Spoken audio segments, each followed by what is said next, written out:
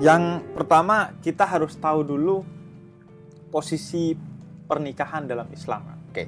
Pernikahan itu adalah sesuatu yang agung. Karena itu dia disebut sebagai mitsaqan ghalidha dalam Al-Quran, perjanjian agung. Ini hanya terjadi 3 kali dalam pernikahan. Di Al-Quran disebutkan. Yang kedua adalah antara para nabi ulul azmi dengan Allah, dan yang ketiga Bani Israel dengan Allah. Itu 3 momen. Berarti besar banget pernikahan tuh ya? Besar banget. Jadi pernikahan itu sebenarnya bukan perjanjian antara suami dengan istri. Betul. Atau dengan kau, enggak, tapi dengan Allah. Jadi ketika kamu mengkhianati istrimu atau kamu mengkhianati suamimu, maka kamu mengkhianati Allah. Jadi notarisnya itu bukan SHMH, SHMH itu. Allah langsung. Nah, karena itu juga tips agar suami istri itu semakin dekat, maka dia harus punya yang namanya cinta segitiga. Harus ada yang ketiga. Ketiganya itu adalah Allah.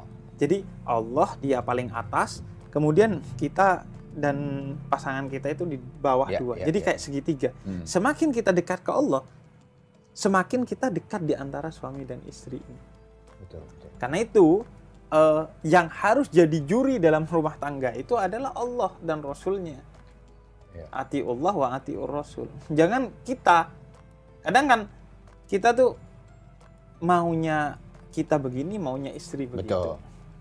Akhirnya siapa yang benar, siapa yang salah, nggak bisa nih, debat terus nggak ada ujungnya. Maka hakimnya adalah Allah dan Rasulnya.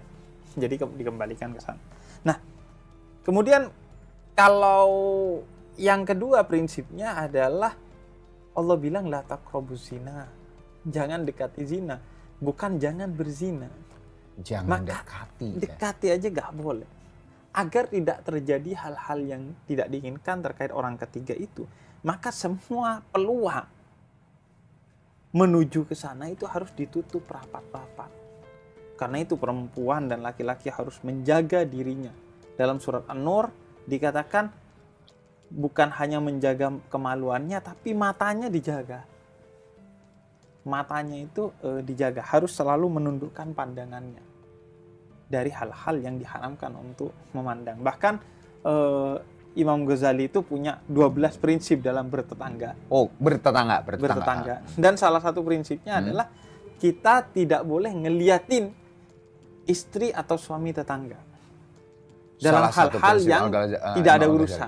Dan tidak boleh ngeliatin pembantu tetangga.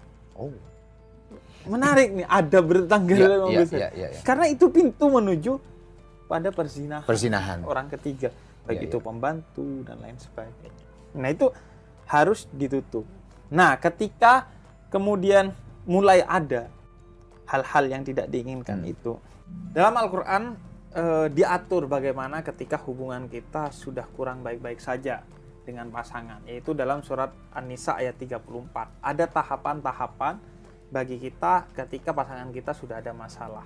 Kata surat An-Nisa, yang pertama adalah nasihati. Ketika ada sesuatu yang mengarah kepada orang ketiga, kita nasihati tentang salah dan buruk serta bahayanya hal itu. Kalau dinasihati baik oleh diri kita ataupun oleh orang yang dia hormati tetap gak diterima, maka yang kedua mulai pisah ranjang. Pisah ranjang, jangan tidur bareng. Itu sebagai bentuk protes. Kemudian yang ketiga adalah menyampaikan keberatan kita secara tegas. Dalam terjemahan Al-Quran biasanya disebut dengan memukul. Memukul istri itu tidak boleh. Tapi doroba itu salah satu artinya memukul dan biasanya diartikan memukul. Padahal bukan maksudnya memukul. Kata Ibnu Abbas tegas, maksudnya bersikap tegas. Dalam bukan artian, marah ya, tegas ya. Tegas. Jadi kalau dalam riwayat Ibnu Abbas maksudnya itu adalah mencolek pakai siwak istri. Jadi sebenarnya yang ditransfer bukan kekerasannya, tapi ketegasan kita. Ini serius loh. Lu serius nih udah. Baik istri kepada suami juga begitu. Nah, kalau sudah itu udah ketiga tuh ya? Ketiga. Kalau udah gak ada jalan lagi, maka barulah perceraian. Pengadilan agama lah ya. Pengadilan agama. Perceraian. Jadi ada step-stepnya kan. Karena kadang orang itu terpukau kepada orang ketiga lantaran kehilafan dia, sehingga dinasehati. Intinya ada kesempatan yang kita berikan, khawatir itu hanya terkait dengan kehilafan dia. Walaupun itu salah maksiat, tapi kita bisa masih memberi maaf kalau dia memang mau berubah. Oke, Bib. Ini terkait dengan kalau cara menghadapi, kan gini, orang ketiga itu bisa saja gara-gara misalnya ya, bahwa entah suami ataupun istri itu cemburuan. Nah itu gimana menghadapi pasangan yang cemburuan? Cemburu itu ada yang baik, ada yang buruk, kata Nabi Muhammad. Jadi ada pencemburu yang dicintai oleh Allah, ada cemburu yang tidak dicintai atau dibenci oleh Allah. Cemburu yang dicintai oleh Allah, kata Nabi, adalah cemburu yang berdasarkan fakta. Jadi ada sesuatu yang faktual membuat dia cemburu, maka itu baik. Karena cemburu ini bumbu-bumbu dalam kisah cinta seseorang. Kalau gak ada cemburunya, ya berarti gak ada rasa. Terlalu lempeng ini. Pasti si suami atau istri juga ini sebenarnya cinta nggak sih sama gue gitu kan? Pasti kan gitu cemburu kan. Itu pada batas tertentu penting. Asalkan memang ada yang dicemburuin. Misalnya kita pindah kantor. Kemudian di kantor itu ada perempuan, atau kalau kita perempuan ada laki-laki yang cantik, kemudian cemburu.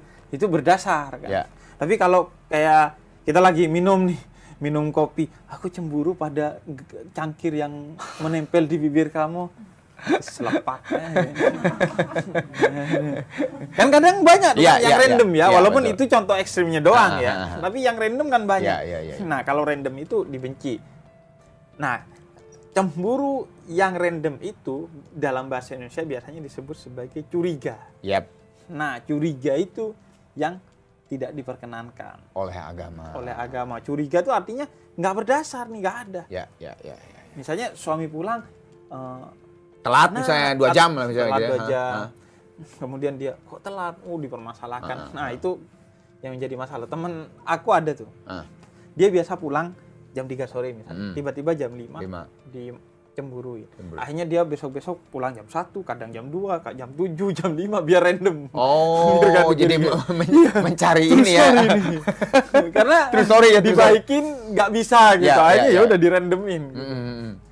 Jadi tapi kan akhirnya jadi bersiasat ya. Jadinya bersiasat. Nggak jujur juga akhirnya jadi nggak jujur. Akhirnya. Itu kan efek buruk dari cemburu yang tidak dicintai oleh Allah itu. Tidak berdasar. Nah makanya kalau tidak ada dasarnya, maka jangan pernah memunculkan hal itu. Karena itu akan buruk bagi hubungan rumah tangga seseorang. Makanya Nabi itu dalam hadis riwayat An-Nasa'i kan, itu pernah mengatakan bahwa agar tidak terjadi hal-hal yang tidak diinginkan, yaitu perceraian, itu pokoknya semua pintu itu di stop. Di antaranya itu kayak istri kita atau suami kita terlalu dekat dengan orang lain, maka itu dilarang. Karena bisa jadi permainan setan nih sebagai orang ketiga. Jadi si orang ketiga ini sebenarnya orang keempat, orang ketiganya ini sebenarnya setan. Sebenarnya biasa aja awalnya, tapi karena dia merasa, oh enggak kok gua biasa aja, padahal ini ikhtilat. 2 orang yang bukan muhrim ketemu itu nggak boleh kalau tidak ada orang lain. Oh, enggak kok, tapi gua gak ada rasa. Iya, setan tapi bisa main di tengah-tengah itu untuk memunculkan, menggoda rasa-rasa yang itu ya sebelumnya tidak ada. Betul. Pertama ya soal hadis bahwa perceraian itu adalah sesuatu yang boleh tapi dibenci oleh Allah. Sebagian besar ulama menyebut itu hadis yang lemah. Lemah. Nah, perceraian itu hukumnya ada dari wajib sampai haram. Dari wajib sampai haram. Sebagaimana pernikahan itu hukumnya dari wajib sampai haram. Makanya ada ulama-ulama itu yang nggak menikah. Karena tadi dari wajib sampai haram, ada haramnya gitu ya? Iya. Mereka tidak sampai haram, tapi sampai pada mubah. Karena mereka lebih mengutamakan berinvestasi pada ilmu. Daripada rumah tangga. Imam Nawawi, Ibnu Taimiyah, itu nggak menikah karena fokus ngurusin ke ilmu itu aja, ilmu pengetahuan. Itu kan soal pilihan. Kita nih mau jihadnya di mana? Beristri atau bersuami juga jihad, di dalamnya ada pahala yang besar. Nah, perceraian juga begitu. Menjadi wajib kalau dilanjutkan akan buruk bagi suami, istri, anak atau ketiganya. Salah satu atau ketiganya. Maka wajib itu cerai. Nggak boleh. Karena pernikahan itu tujuannya adalah mulia, bukan menyakiti salah satunya. Menjadi haram kalau nggak ada alasan.